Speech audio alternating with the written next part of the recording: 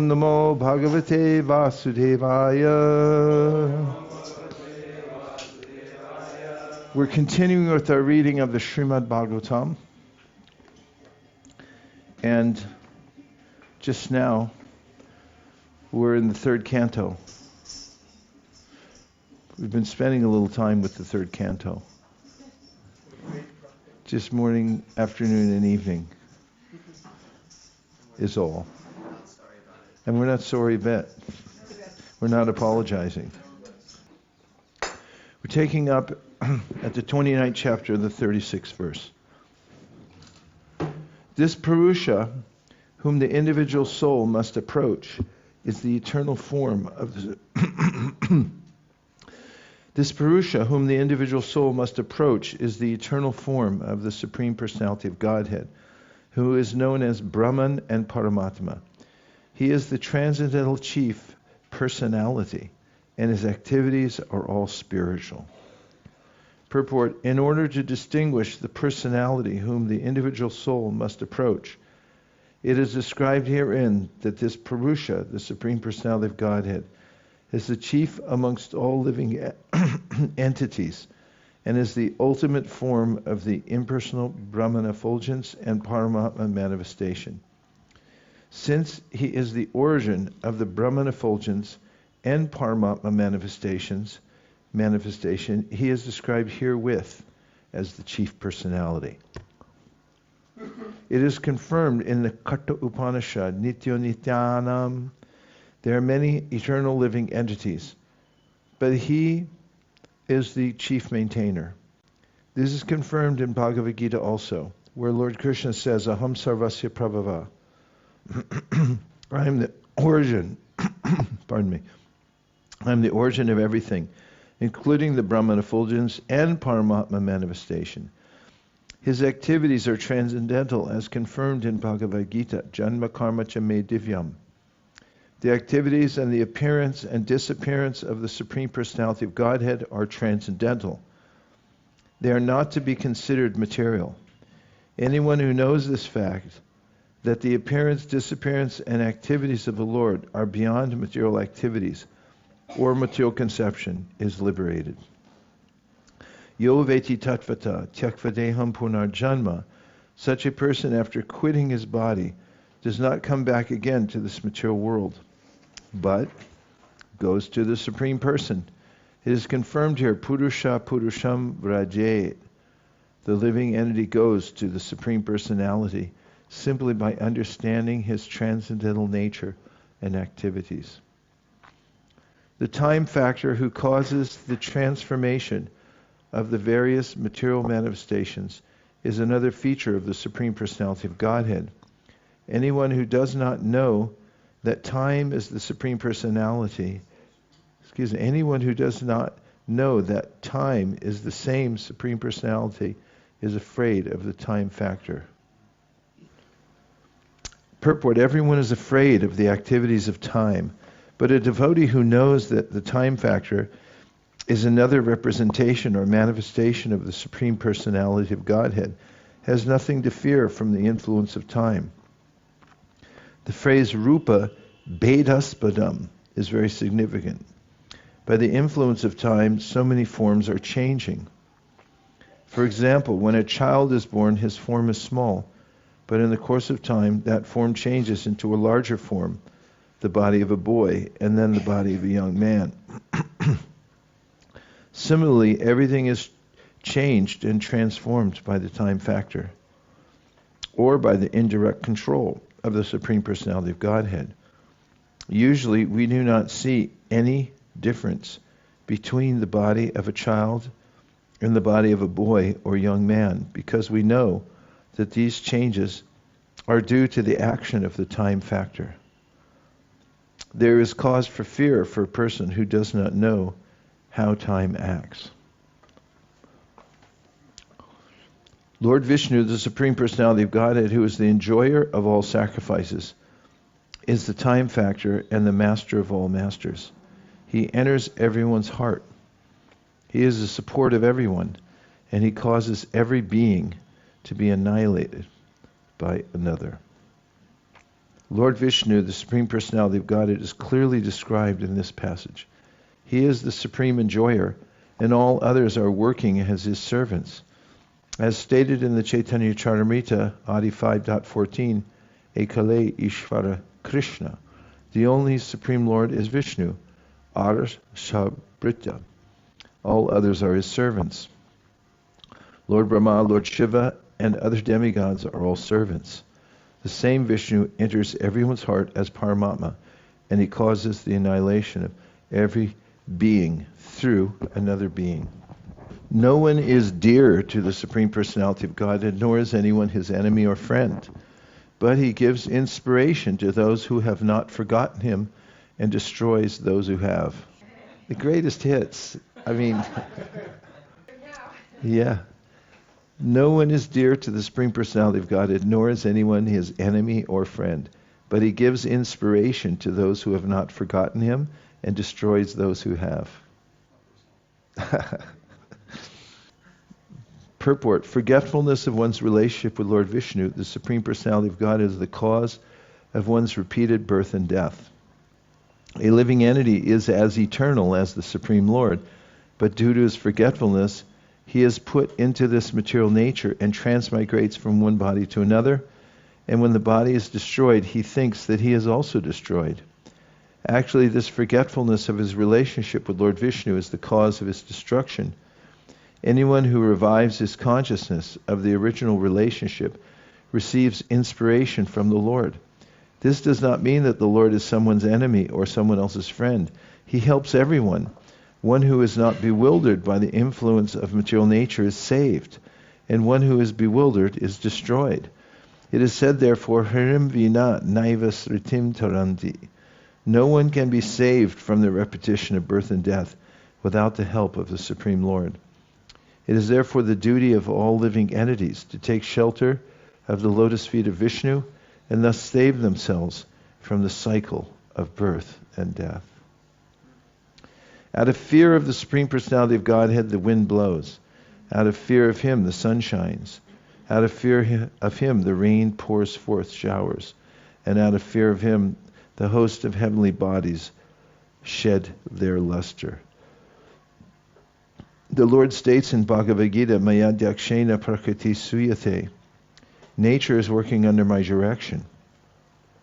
The foolish person thinks that nature is working automatically, but such an atheistic theory is not supported in the Vedic literature. Nature is working under the superintendence of the Supreme Personality of Godhead. That is confirmed in Bhagavad Gita, and we also find here that the sun shines under the direction of the Lord, and the cloud pours forth showers of rain under the direction of the Lord. All natural phenomena are under superintendence of the Supreme Personality of Godhead, Vishnu.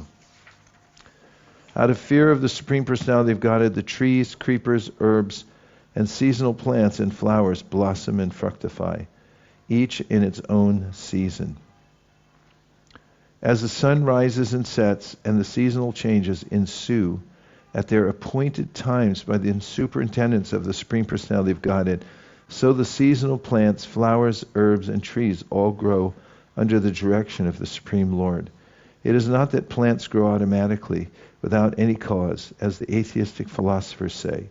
Rather, they grow in pursuance of the supreme order of the Supreme Personality of Godhead. It is confirmed in the Vedic literature that the Lord's diverse energies are working so nicely that it appears that everything is being done automatically. Out of fear of the Supreme Personality of Godhead, the rivers flow, and the oceans never overflows. And the ocean never overflows. Out of fear of him only does fire burn, and does the earth with its mountains not sink in the water of the universe. We can understand from the Vedic literature that this universe is half filled with water, on which Garbhodakshay Vishnu is lying. From his abdomen, a lotus flower has grown, and within the stem of that lotus flower, all the different planets exist. The material scientist explains that all these different planets are floating because of the law of gravity or some other law, but the actual lawmaker is the Supreme Personality of Godhead. When we speak of law, we must understand that there must be a lawmaker. The material scientists can discover laws of nature, but they are unable to recognize the lawmaker. From Srimad Bhagavatam and Bhagavad Gita, we can know who the lawmaker is. The lawmaker is the Supreme Personality of Godhead.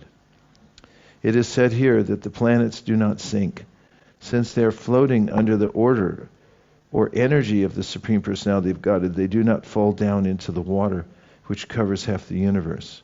All the planets are heavy with their various mountains, seas, oceans, cities, palaces, and buildings, and yet they are floating.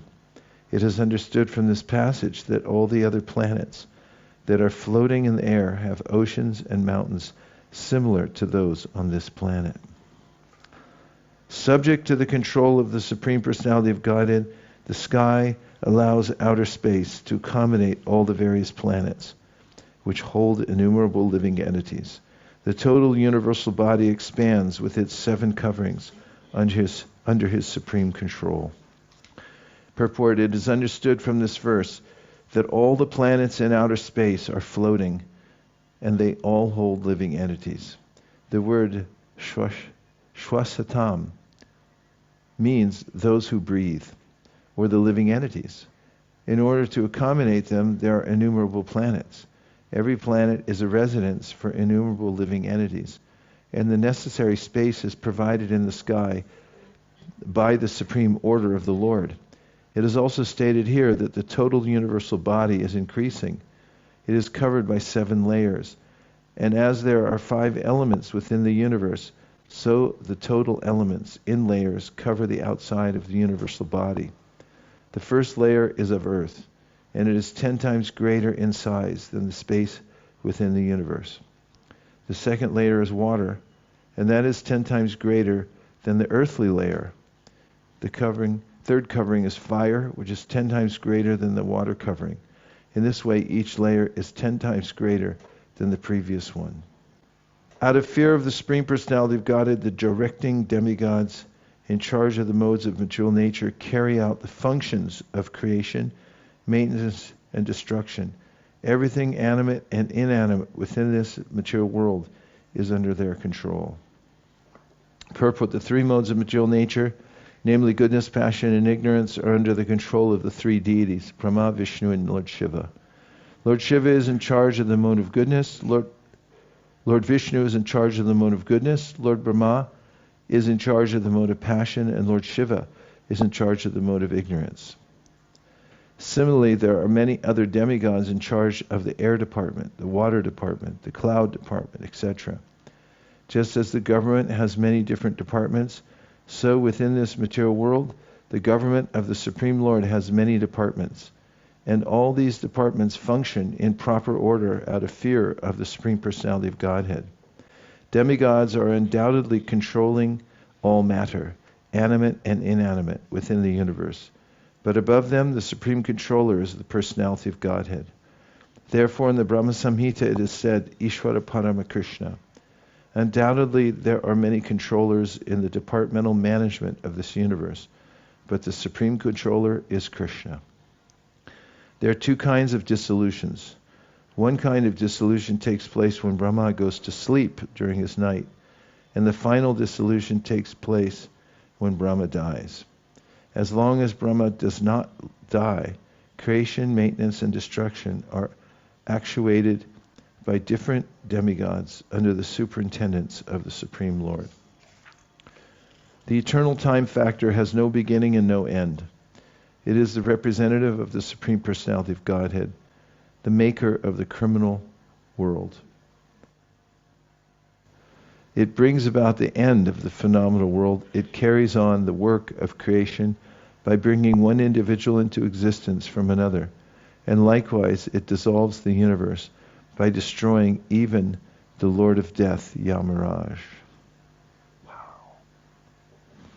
By the influence of eternal time, which is a representative of the Supreme Personality of Godhead, the Father begets a Son, and the Father dies by the influence of cruel death. But by time's influence, even the Lord of cruel death is killed. In other words, all the demigods within the material world are temporary, like ourselves. Our lives last for 100 years at the most, And similarly, although their lives may last for millions and billions of years, the demigods are not eternal. No one can live within this material world eternally. The phenomenal world is created, maintained, and destroyed by the finger signal of the Supreme Personality of Godhead. Therefore, a devotee does not desire anything in this material world. A devotee, I'm just thinking that Prahlad verse. A devotee desires only to serve the Supreme Personality of Godhead. This servitude exists eternally. The Lord exists eternally. His servitor exists eternally. And the service exists eternally. Thus end the Bhaktivedanta purports of the third canto, 29th chapter of the Srimad Bhagavatam, entitled Explanation, a Devotional Service, by Lord Kapila. Bravo! Bravissimo! Victory! Jai! Jai! Sadhu, sadhu. Well, it was very poetical at the end there, wasn't it? Yeah. Just the way it ended with, it's like something out of Macbeth or something. This service exists eternally. The Lord exists eternally. His servitor exists eternally. And the service exists eternally. And the contrast with everything else we said leading up to that yeah. Lord of Death is going to die. Yeah. That's something when the Lord of Death gets killed. Well, actually, it is like the end of a perfect sermon. Yeah. That's so true. It's a really good point. Well, we do have an opportunity if you'd like to discuss anything, questions or reflections. Yes, Madhava.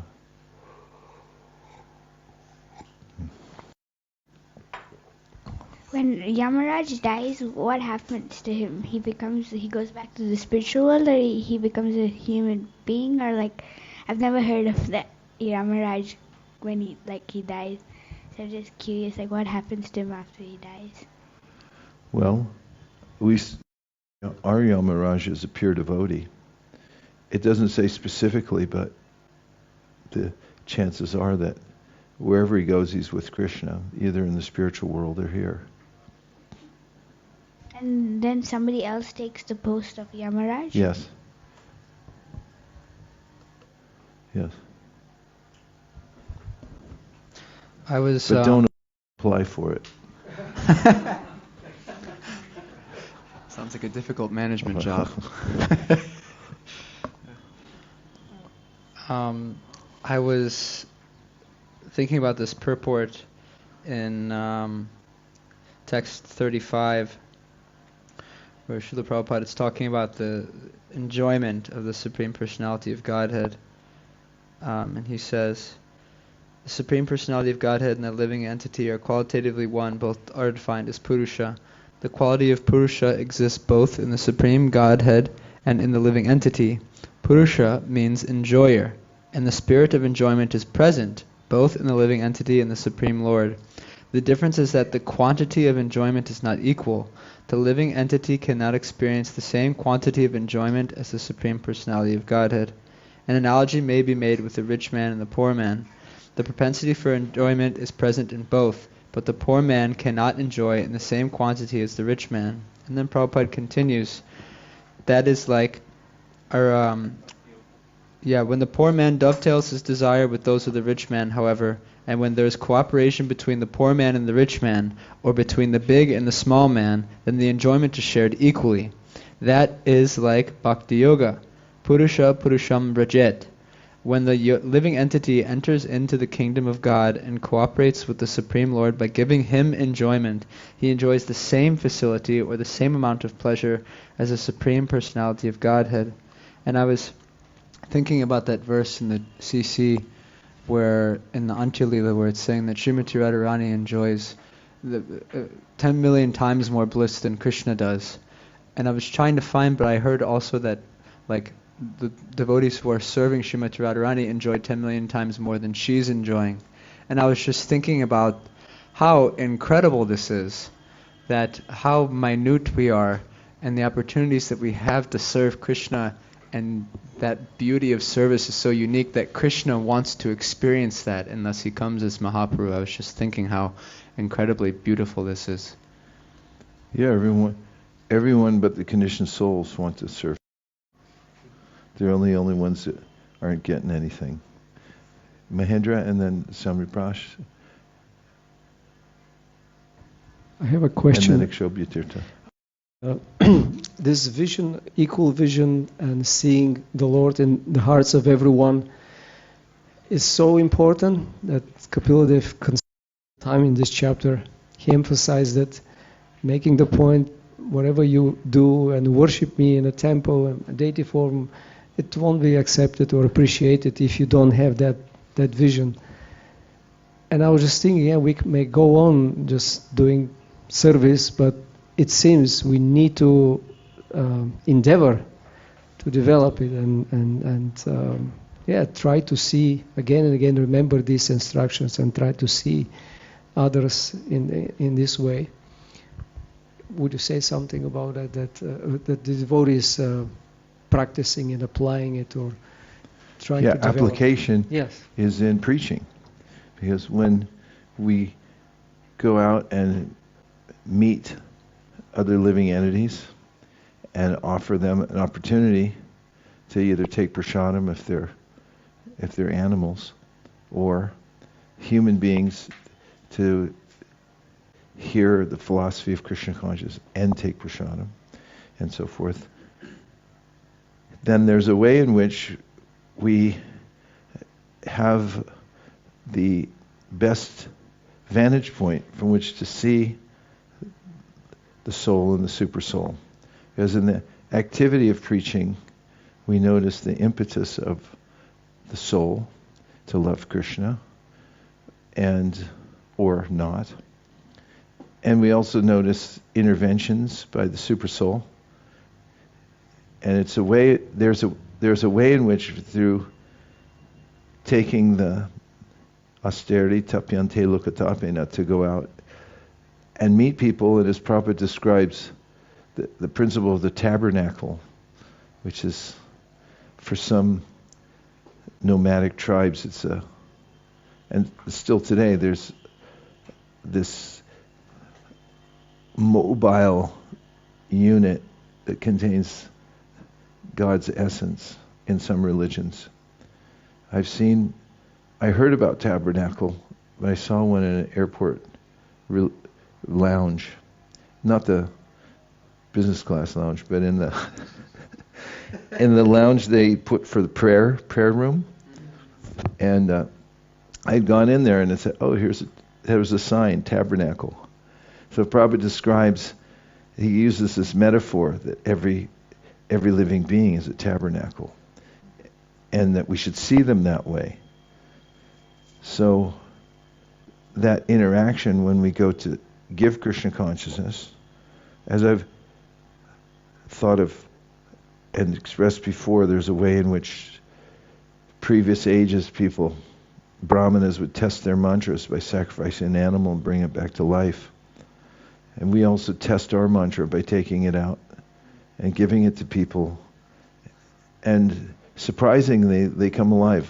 There was a story the other day we heard about from Devavrata. He was telling the story of that deacon. And as he approached him in the parking lot, he summarily dismissed him, but Devavrata continued to hold the book so he could see it, and then the deacon did a double take. He was a retired deacon, by the way. He didn't identify himself externally as a deacon, but then he came over and then he engaged, and then he expressed his existential angst as a soul and said, I was a deacon for 30 years and now I'm a lay person, but I still don't know who I am, and tears came from his eyes. Those kind of experiences are invaluable in noticing that the body's a tabernacle.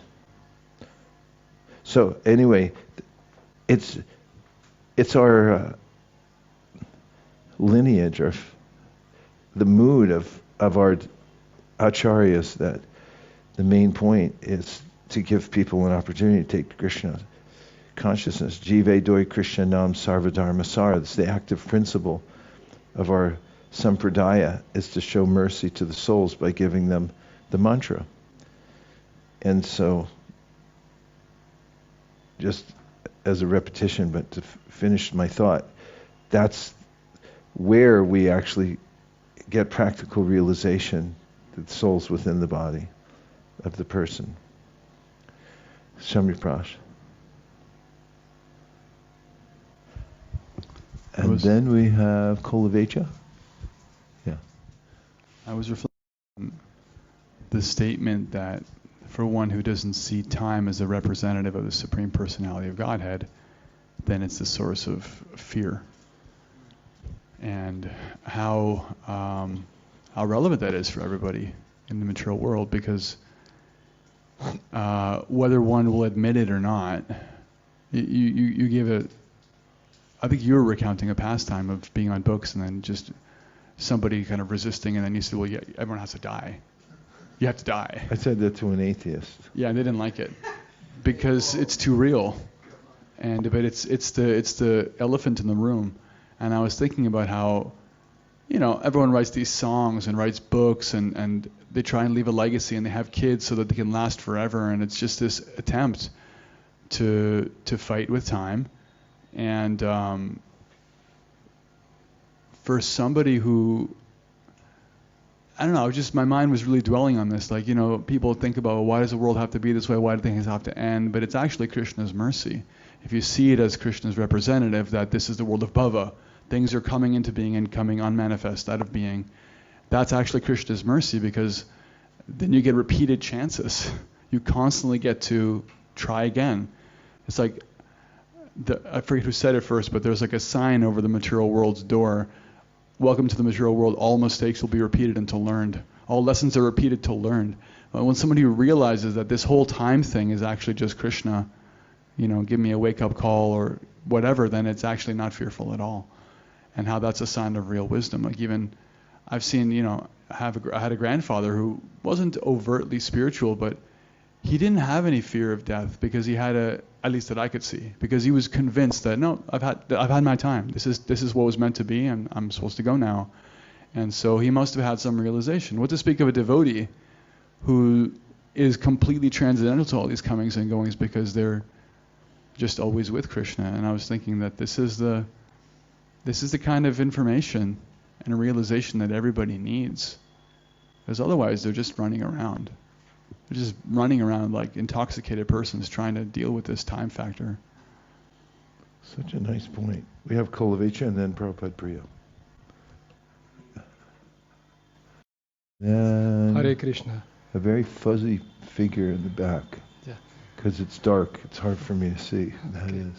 Oh, is that Avaduta? No? Who's raising their hand right now? It's Avadut. Okay, Yes. Prabhupada Priya. Then we have, then we have Akshobhya Tirtha. And then we have Kolavecha. Then we have Avadut. Okay, Hare go. Krishna.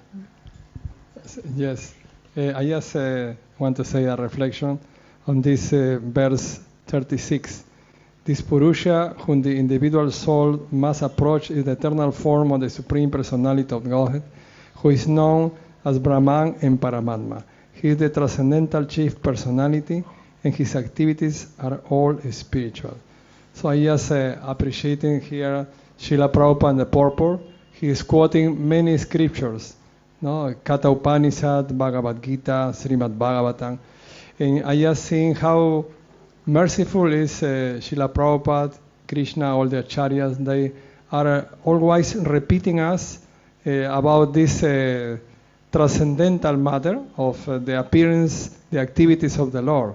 So we are forced to understand by repeating it, by hearing how is so great this process, that just understanding all these things we can go back to Godhead.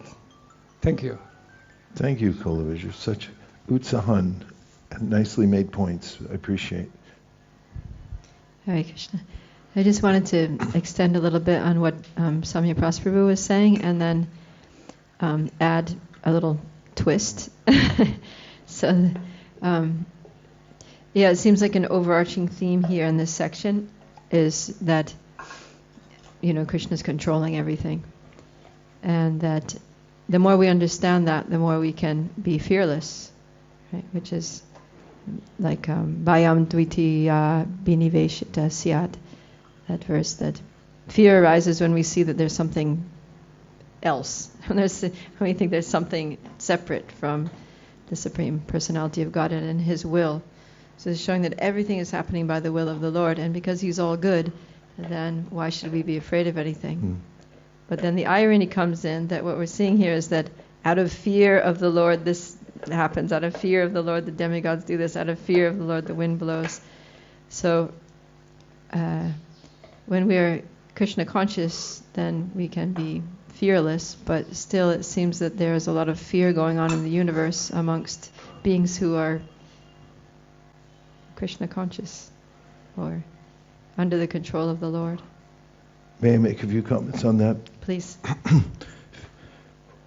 Just in the category of fear, the demigods have a vested interest, therefore they're afraid. When somebody doesn't have a vested interest, but you indicated that, then they're not afraid. One incident in the 7th canto when Hiranyakashipu is battling with Nrsingadev, and then Nrsingadev catches him and then lets him go. Unbeknownst to the demigods who are watching from behind the clouds, hoping that he would be that Hiranyakashipu would be annihilated and they get their jobs back.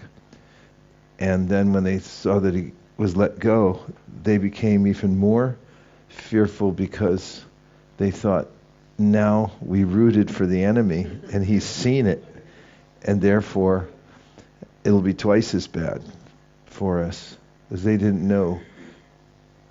They actually thought maybe Nrsingadev would lose. And that section reveals their nervousness about their situation in the world, and it's because of their attachment to their power and their position and so forth. One other point about fear, it comes up in the 10th canto, 2nd chapter, is about how Devaki was fearful. And Vishwanath Chakravarti Thakur, it's in Prabhupada's commentary, says that fear is necessary to overcome the anarthas, who are represented by the Sadgarbha asuras, Kam, Krodh, Lobh, Mada, Mohan, Matsarya. The Sadgarbhas represent those 6, as everyone knows. And it said those anarthas are killed by one's fear of material nature. And therefore, Vishwanath Chakravarti Thakur says we should be afraid. It's something that Prahlad Maharaj says in his prayers too, and we'll learn Nrsingadev later. Trastosmyaham kripanavatsala dusahogra samsara chakra karanad grasatam pranita badha sakarma virashatamitin grimulam prito pavarga sharanam vaisesika. He says, I'm not afraid of your fearsome form, but what I am afraid of is your Vishnu Maya. Because I understand that if I could fall back into that and then be ground up by the wheel of that big mechanism. So fear is not necessarily bad if it's applied to one's fear of falling into Maya, or of the anarthas, or of Krishna being, in the case of Devaki, she was afraid for Krishna as her child. And Prabhupada says there, just like we are sometimes afraid of what might happen to the Krishna consciousness movement. And he says it's an incarnation of the Lord, but still we're afraid of what might happen to it. And he said that's a good kind of fear. That helps to purify one. Just Maybe also fear in Yeah? You know, the type of healthy or helpful fear is if a sincere disciple is afraid of displeasing the Guru or Krishna. Yeah. Yeah. Okay, let's see where we are. We're at the Akshobhya Tirtha, and then we're going to Avadut. Just reflecting on the word separatist, using it twice at least in the purport, and then Prabhupada Priya Mataji also mentioned separated. So I just can't help link everything to your 4 questions books, so you can excuse me for my limited understanding of Shastra. So there's this section where you talk about the forlorn screw, part of the whole machine, which is lying on the road somewhere all alone. And then you also have this, in one of your talks, you mentioned how when you go to a get-together where you don't know anyone and you feel awkward and kind of waiting for someone to please you or make things happen. So it's kind of connecting to this verse, which is verse number 36 of 29. This Purusha, whom the individual soul must approach, is the eternal form of the Supreme Personality of Godhead. So at that party, which is, the jiva in this form, is to approach the Supreme Personality of Godhead and Guru and devotees. That's one point. And then the other was the reflection on verse later on, which talked about I am no one's friend, I am no one's enemy. That initially sort of shook me up, saying that, isn't Krishna Bhakt Vatsal? Isn't that what his mood is? But then the purport and everything kind of, the realization was being Bhakt Vatsal is actually to inform the devotee that this is a good idea, that to know that I'm not anyone's friend or enemy, and that realization. If you can elaborate on this point, it would be really nice. Well, there's a lot of information in the verse. Samaham sarvabhuteshu name dveshasti napriya ye bhajanti tumam bhaktya maite teshu chapyaham. There's 2 parts to the verse. First part is Krishna's perspective as the super soul in the world, where he's the overseer and permitter, and pretty much everyone's just expecting him to keep things moving, and therefore he says, I'm neutral. And then ye bhajanti tumam bhaktya. But if the soul then takes a different course and very deliberately starts worshipping Krishna, then there's an seemingly inordinate response from Krishna, because he's always available. And that's what that last section indicated, that he's always available. But when we extend ourselves to him, then he says, Ye bhajanti tumam bhaktya maite teshu chapyaham. Then they live in me and I live in them. And it's a very intimate relationship.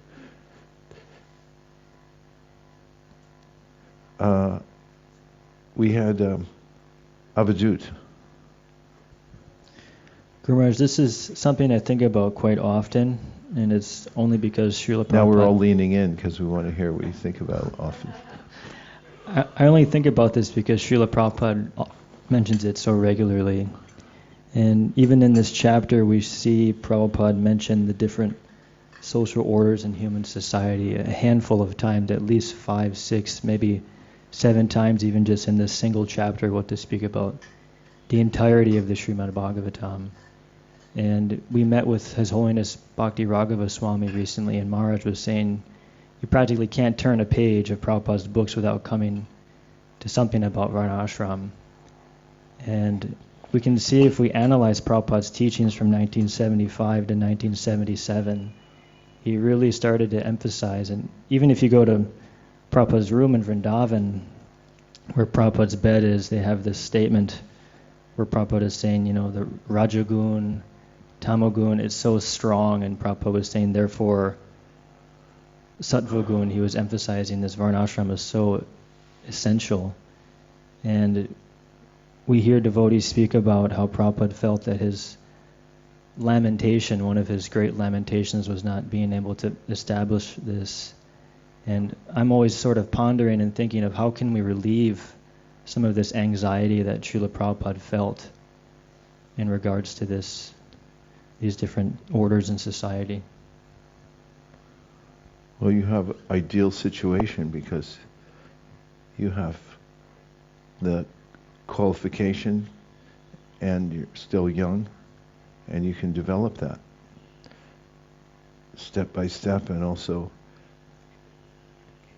as Prabhupada said once to our book distribution party, when we asked, the leaders asked, what should we be teaching people? And Prabhupada said, just be sincere, and the master within your heart will inform you. So please carry on with that important service. Okay, now we have Krishna Saka. Guru Maharaj, why Prahlad Maharaj says that he's afraid of falling into the Samsara or he's afraid of Vishnu Maya? Why? Because like Krishna consciousness is never lost, and he's 100% Krishna conscious. We say like, it starts 2%, 3%, 5%, wherever we are. He is 100% Krishna conscious. Why would it be that he would be afraid of that fall down or falling back? And once Prabhupada said that one of the faults of his disciples was they weren't afraid of Maya.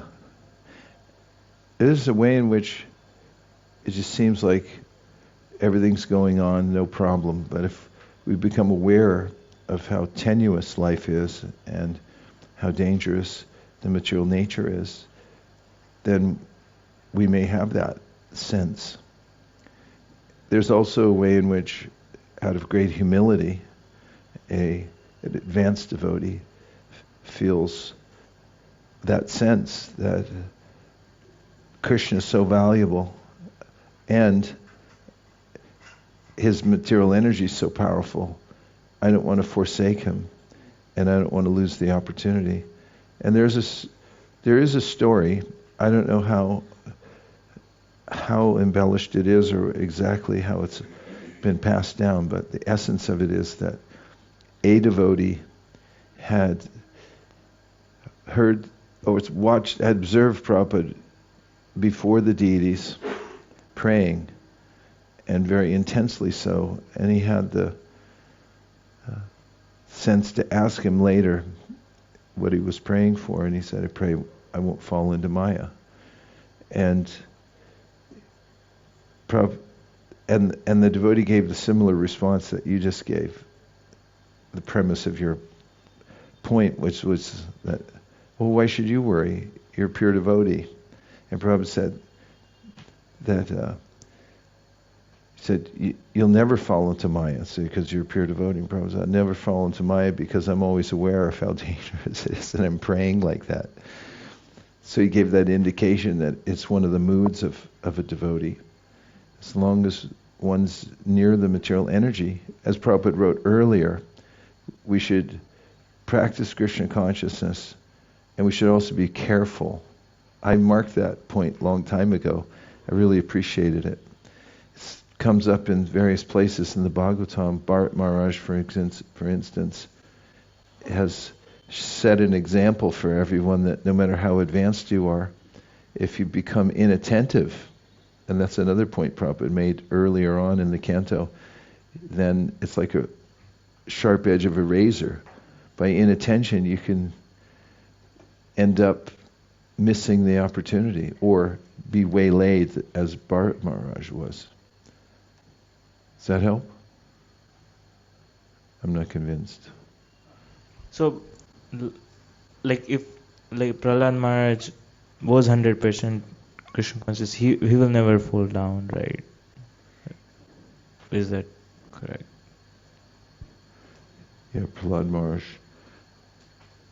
never fall down, but everything else I said before that else is also documented for in others. Shastric. Yeah, for others, like I understand Jad Bharat or Bharat Maharaj was at Bhava stage, and like others, I should be very careful and very attentive.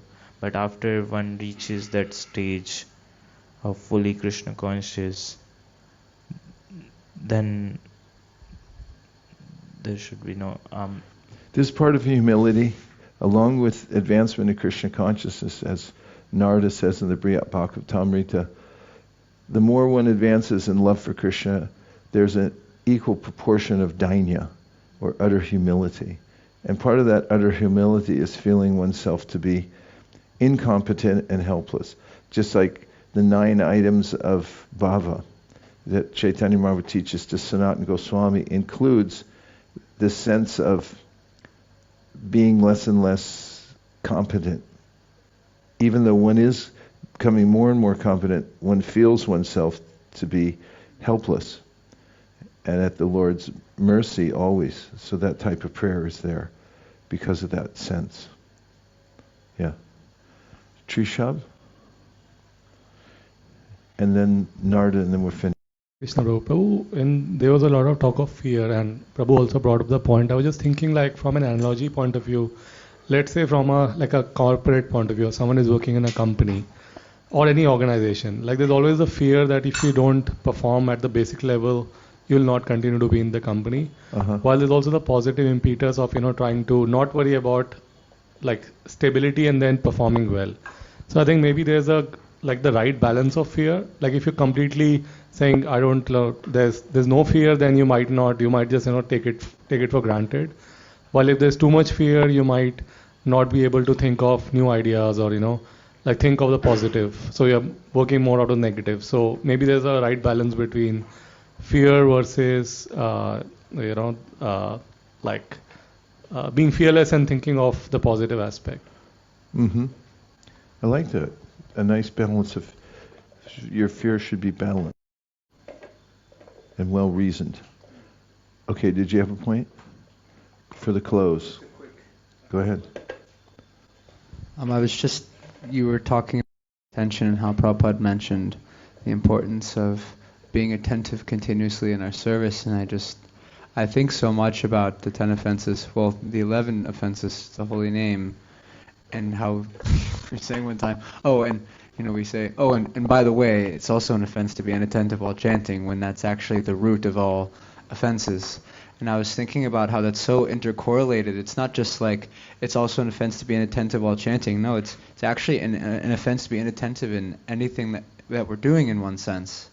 Because we're inattentive to devotees, we're inattentive in our deity worship. These are all forms of offenses.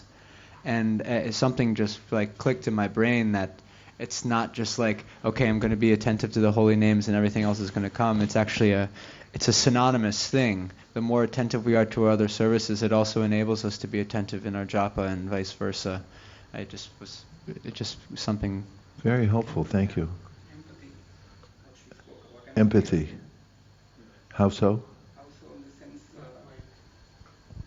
sense, being attentive to somebody else when you're here, when you're being available to them, because before we when somebody is speaking, we are thinking what we are going to say next most of the time.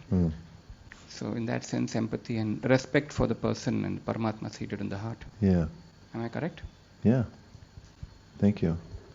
Let's hear a little bit from description of Lord Kapila and adverse fruit of activities. This is chapter 30, by the way, out of 33.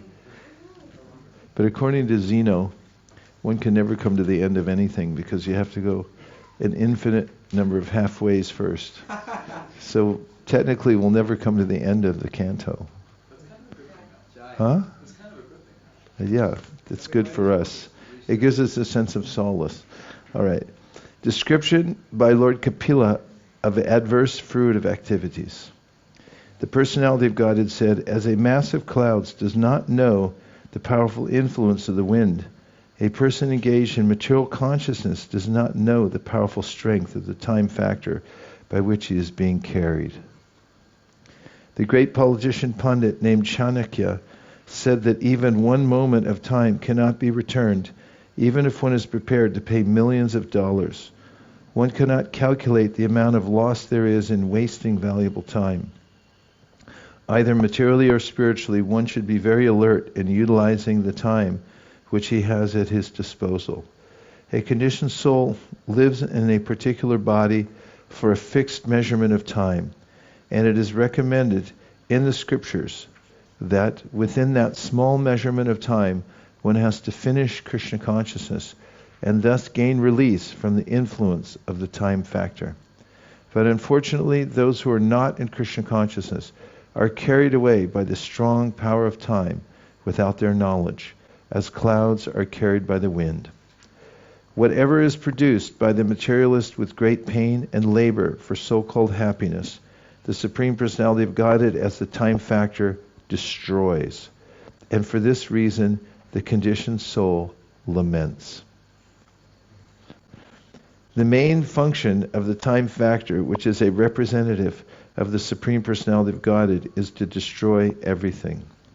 The materialists in material consciousness are engaged in producing so many things in the name of economic development.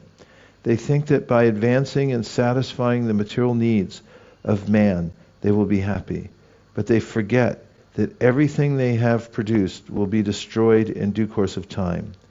From history, we can see that there were many powerful empires on the surface of the globe that were constructed with great pain and great perseverance, but in due course of time, they have all been destroyed. Still, the foolish materialists cannot understand that they are simply wasting time in producing material necessities, which are destined to be vanquished in due course of time. This waste of energy is due to the ignorance of the mass of people who do not know that they are eternal and that they have an eternal engagement also. They do not know that this span of life in a particular type of body is but a flash in the eternal journey. Not knowing this fact, they take the small flash of life to be everything, and they waste time in improving economic conditions. The misguided materialist does not know that his very body is impermanent, and that the attractions of home, land, and wealth, which are in relationship to that body, are also temporary. Out of ignorance only, he thinks that everything is permanent.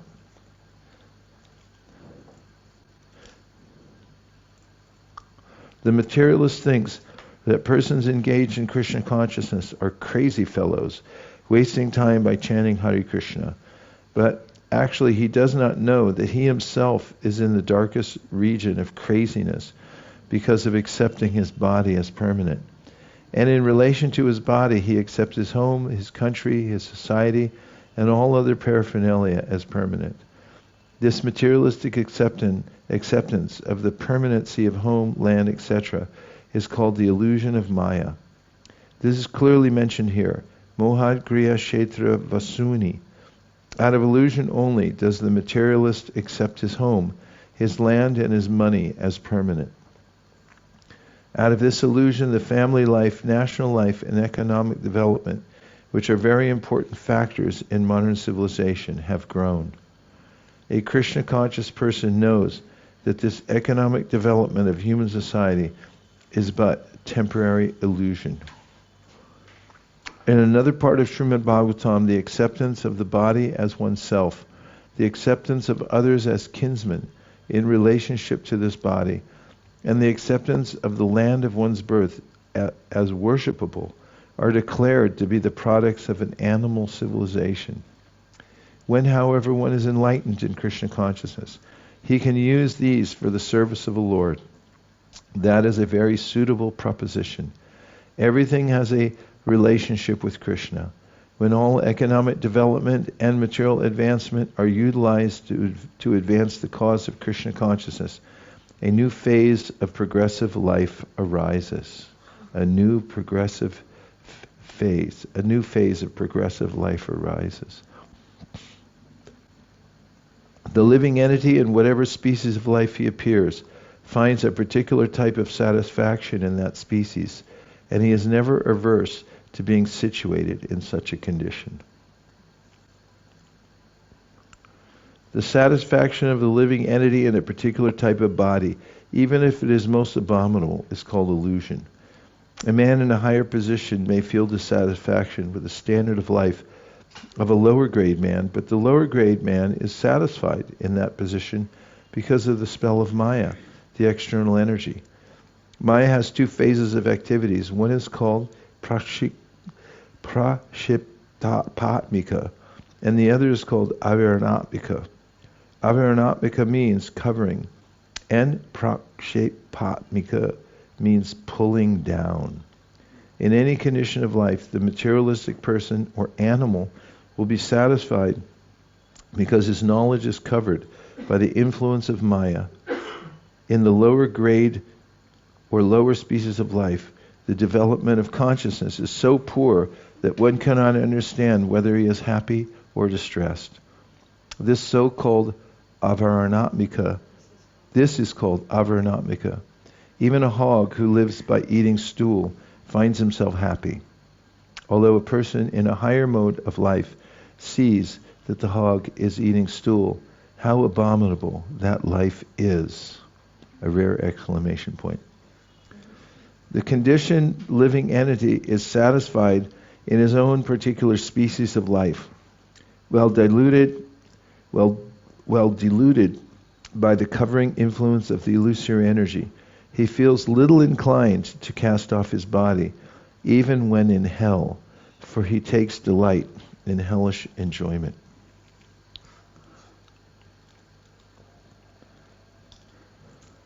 What is that?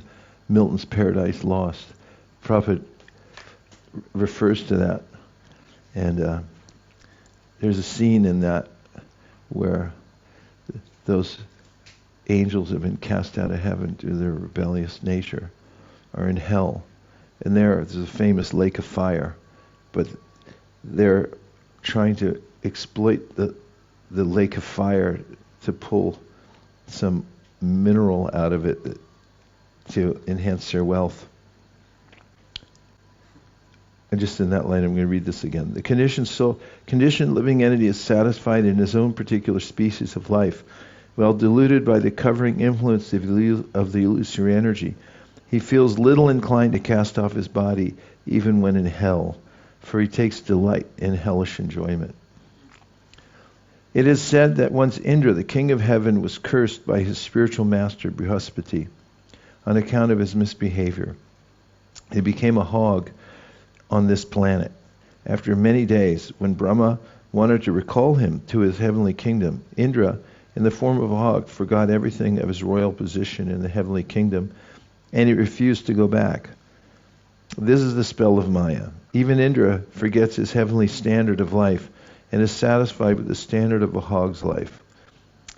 By the influence of Maya, the conditioned soul becomes so affectionate towards his particular type of body that if he is offered, give up this body and immediately you will have a king's body, he will not agree. This attachment strongly affects all conditioned living entities. Lord Krishna is personally canvassing, give up everything in this material world, come to me, and I shall give you all protection. But we are not agreeable. We think, we are quite all right.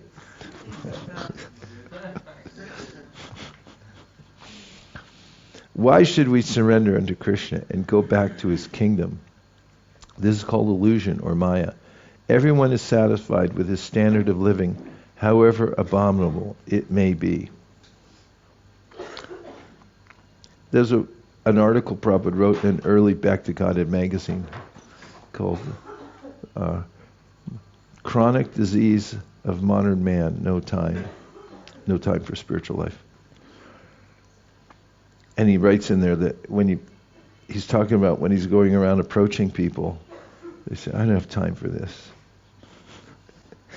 I don't have time for Hare Krishna.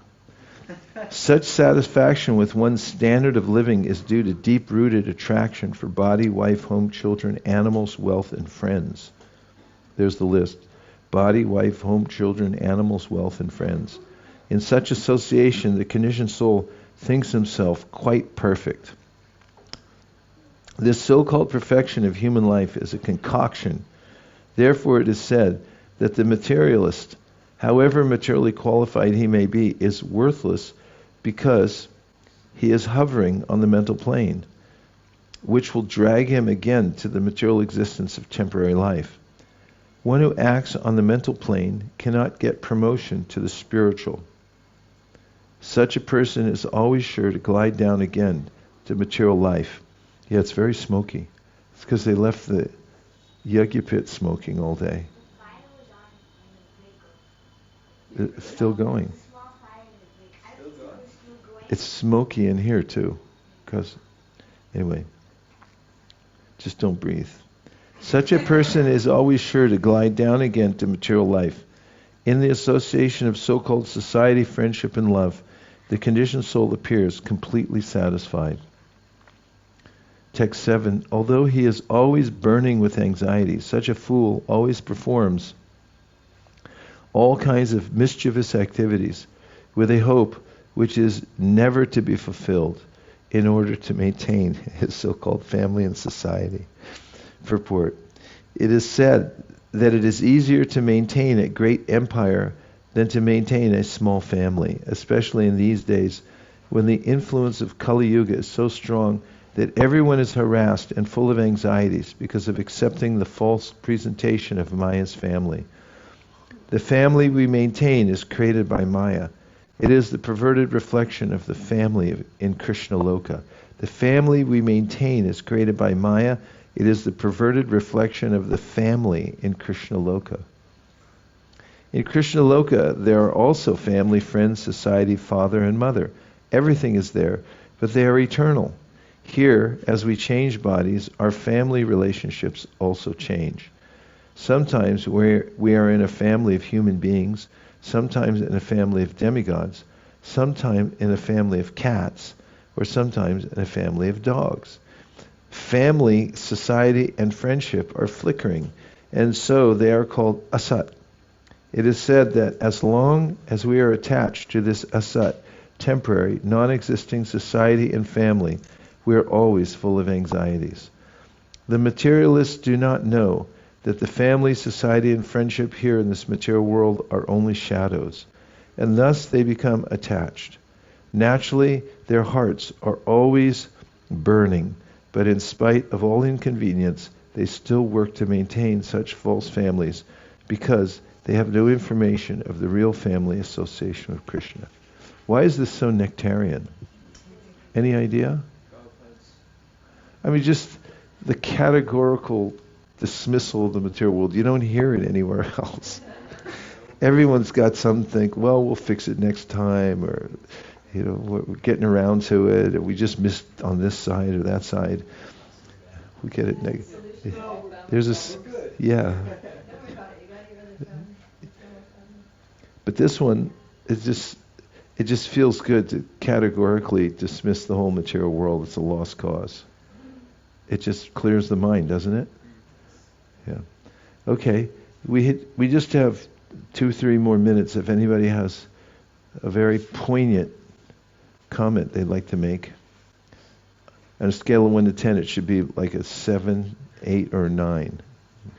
I'd say it's a 7 at least. Whoa, go for it. We'll be the judge of this. It's another lyric that I thought of. And it's repugnant is a creature who would squander the ability to lift an eye to heaven, conscious of his fleeting time here. I was just thinking about that during this. Repugnant is a creature who would squander the ability to lift an eye to heaven, conscious of his fleeting time here. Nicely placed. Okay. Poignancy. 7? 7? Okay. We'll give you 7.1. Okay, Patit Pavana. Better be good. I was reflecting in relation to this last verse in purport that it's similarly, it's speaking on a level of like letting go of the body and moving to something higher, but I'm seeing just in relation to japa or my service that this full attachment and full attention on the holy names or in service, it takes a relinquishing of attachment to the mental body, to whatever's going on in the mind and senses, and a lot of times the mind is kind of like, it's so strong, it produces a feeling that it's okay not to give full attention, but the fact is that we have to. Otherwise, it said the mind will pull us again into material life and into material births. So I was just thinking, it's for us in devotional life, it's a microcosm in our japa of the same thing of letting go of all these things and focusing only on Krishna. 7.3. Okay. Wow. Better be quick because we're almost out of time. 1, 2, 3.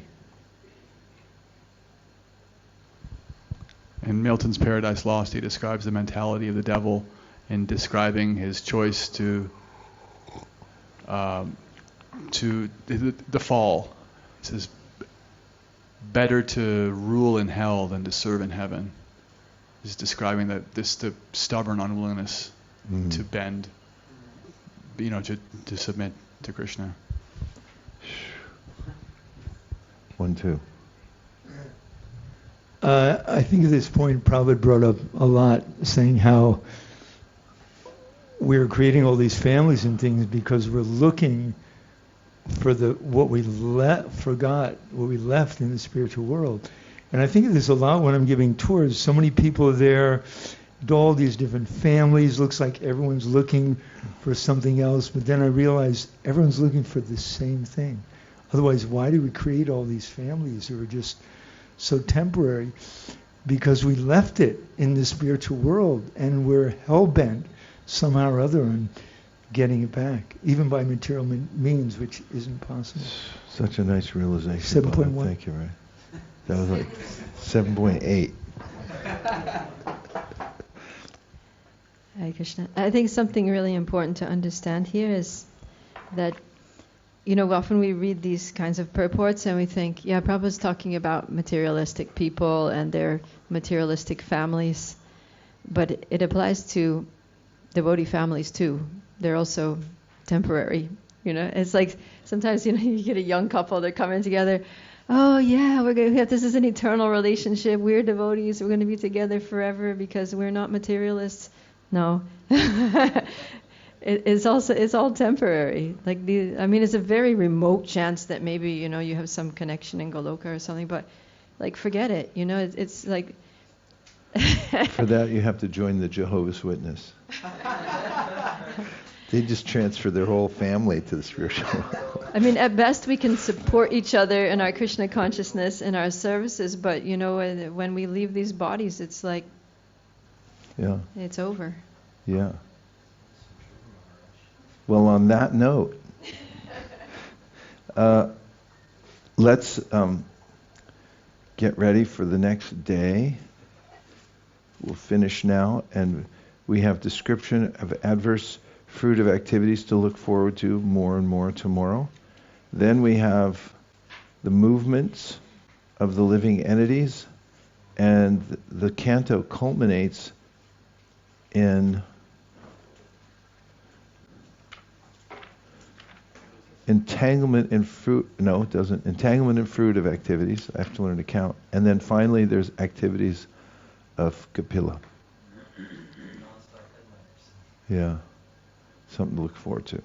Dear Srila Prabhupada, dear Sri Chaitanya Mahaprabhu, Shri Panchatattva, if you so desire, please empower us to remember how fortunate we are to have come in contact with the Sri Guru Parampara, the process of devotional service, the Srimad Bhagavatam, and all the books of Srila Prabhupada. Please let us take advantage of it every second that we have left in this very temporary world. And also, please let us have empathy for all souls who don't have it. And we should please empower us to give prasadam to tigers and other animals, and to widely distribute prasadam and transcendental literature and the holy name. Thank you for considering our request. Om Tat Sat. Everyone agrees with this prayer, in whole or in part. Please unmute and say Hare Krishna. Hare Krishna. Gaur Premanande, Nitai Gaura Hari Bo, Hari Bo, Hari Bo, Nitai Gaura Hari Bo, Nitai Gaura Hari Bo, Hari Bo, Hari Bo, Nitai Gaura Hari Bom. Panchakalptaruscha Kripa Sindhave Vichapatitanam Pavanebhyo Vaishnavebhyo Namo Namaha Natagoti Vaishnavini Ki Jai.